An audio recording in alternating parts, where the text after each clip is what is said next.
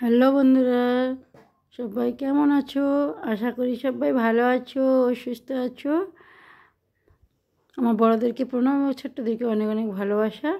দেখো বন্ধুরা, আজকের ভিডিওটা সম্পূর্ণ একদম অন্যরকম ভিডিও, রোজকার দিনের মতন ভিডিও না।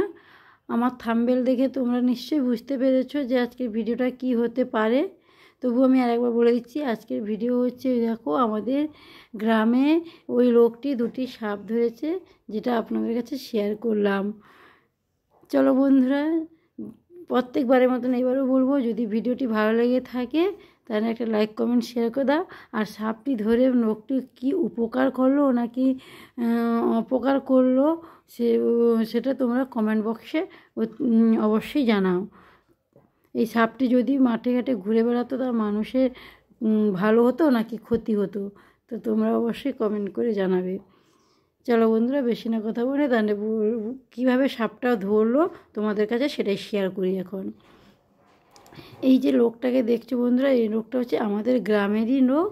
আমাদের গ্রামে যতই সাপ, যেখানে যত সাপ বেরোয় না কেন, ওই লোকটাকে ডেকে ডাকলে ওই লোকটা এসে সব সেই সাপগুলো ধরে নিয়ে যায়।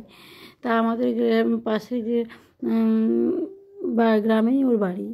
এবার আমাদের মাঠে ধান চাষ হয়, বাদাম চাষ হয়, সব রকম চাষ হয়। তো এই সাপগুলো বেশিরভাগ বাদাম খেতে থাকে।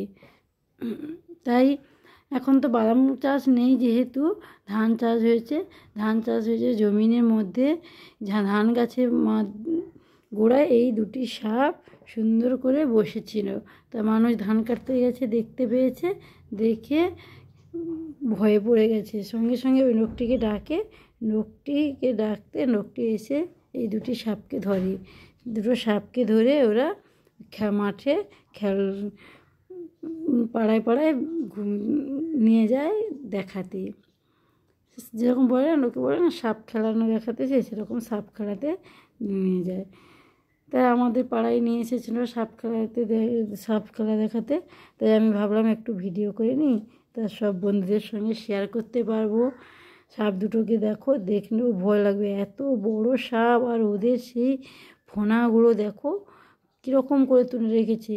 এই দুটি সাপ যদি না ধরা হতো, যেই ধান গাছের জমিনে ছিল, ওই জমিনে মানুষ যে ধান কাটতে গিয়েছিল, অজান্তে যদি ওদের গায়ে একটু টাচ হয়ে যেত বা ছুঁয়ে দিত, তাহলে ওরা কীভাবে তাদের ক্ষতি করতো একবার চিন্তা করো। আর ওরা তো এমন প্রাণী, ওদের না ক্ষতি করলে বা ওদের গায়ে না টাচ করলে ওরা কাউকেই কিছু বলে না। তবে আমরাও তো অজান্তে করে ফেলবো, জানতে জানতে আর করতো না, অজান্তেই করে ফেলতো। দেখো বন্ধুরা কেমন করছে। তাই সাপগুলো ধরে আমার উচিত সাপগুলো ধরে লোকটি খুব বড় একটা উপকার করেছে। লোকটিকে একটা ধন্যবাদ দেওয়া উচিত করে, কারণ এই দুটি সাপ যদি মাঠে ঘাটে ঘুরে বেড়াতো তাহলে অনেকজনের প্রাণনাশ হতো। আমরা জানি মা মনসার বাহন হচ্ছে সাপ, কিন্তু ওরাও পৃথিবীতে জন্ম নেয়, কারণ ওদেরও কিছু পৃথিবীতে কাজ থাকে, যারা ওদের ক্ষতি করে এসেছে। তাই ওরা তাদের ক্ষতির প্রতিশোধ নেওয়ার জন্য এরা পৃথিবীতে আসে। কেউ কারুর ক্ষতি না করলে সেও কারুর ক্ষতি করে না গো। দেখো বন্ধুরা কি সুন্দর সাপ দুটো সাপই খুবই বড়। আর সাপগুলো ফোনা দেখেছো, একটা সাপ, যে সাপটা শুয়ে আছে, বেশি নরম চরম করতে পারছে না, ও না খোলস ছাড়েনি, খোলস ছাড়বে তাই এরকম শুয়ে রয়েছে। আর যে সাপটা দেখছো ফোনা তুলে ধরেছে, এই সাপটা হচ্ছে তঁত সাপ। আমাদের বনে, যে গ্রামে বলে, এটাকে তঁত সাপ বলে, তোমাদের এখানে কি বলে জানি না। আর সেটা হচ্ছে খরিশ সাপ, দুটো সাপ। তাই তোমাদের গ্রামে কি বলে বা তোমাদের এইভাবে সাপটিকে কী বলে একটু কমেন্ট বক্সে জানাবে।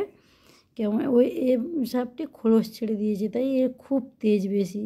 আর আমরা জানি তো সাপ যখন খোলস ছাড়ার টাইম হয় তখন একদম নেতিয়ে যায় পুরো।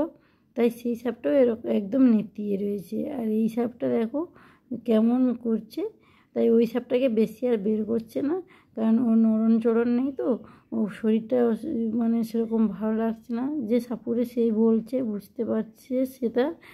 তাই ওকে একটা ঝুড়ির মধ্যে ঢুকিয়ে রেখে দিয়েছে। খালি এই সাপটাকেই দেখাচ্ছে। কেন এই সাপটা এতটাই মানে এ দেখো কেমন ফোনাটা তুলে রয়েছে, যেন মনে হচ্ছে রেগেই রয়েছে, কাউকে পেলেই যেন একদমই মেরে ফেলবে বা সামনে পেলে।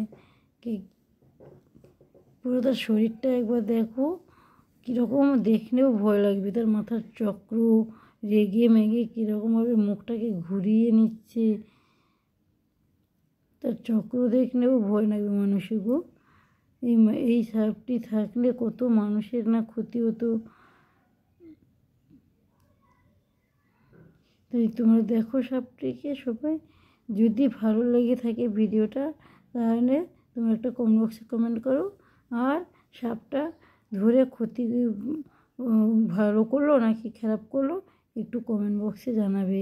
এই দেখো কেমন রেগে মুখটা ঘুরিয়েছে, পুরো ফুলে গেছে মাথার দিকটা, শরীরটা পুরো। সবাই দেখো, টাটা বাই বাই, পরের ভিডিওর জন্য।